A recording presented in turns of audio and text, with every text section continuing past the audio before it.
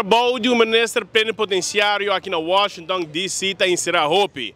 A parte de acompanhar e reglar inteira a agenda do programa, o ministro de Aruba está visitando a América, está atendendo também com estudantes. Por isso, parece que o trabalho está pisar. Quizás extra personal, ou extra ajuda de parte de Aruba, pessoa aqui na Washington, está no seu lugar? Extraman sempre está bom. Claro, nós estamos papiando de sustentabilidade de nossas finanças públicas. Dus Extraman sempre um FTA novo, salário extra. Nós não queda na AMI para trazer a discussão aqui adiante, mas seguramente me bisabo continue hopi trabalho para de minha área. Vooral se quer volgen ontwikkelingen.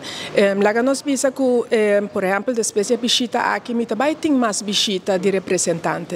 Banda de essay, me tem contato com estudiantes, sowieso não tá reach out na mim e para meio de entrevista também me quer bisa reach out na mim como estudante se ainda não há essay, me quer saber me quer escutar boa notícia não dibo me quer também se botar certos challenges não, desse aí também é parte de meu trabalho para ter contato com universidade na college não que nós tem MOU caba, me tem algum em pipeline e pensei também me também traga de cerca com o ministro Herlin Cruz para apresentar essa aqui não, e me desejo também tá e me papi com algum estudante na Orlando também me está guardando para o quantos estudantes também há Aruba Learning para Orlando of the região para assim também ora não bem não chega a Florida não chega a Orlando para portarmos por assim algo evento de welcome, uma atividade de welcome para nós.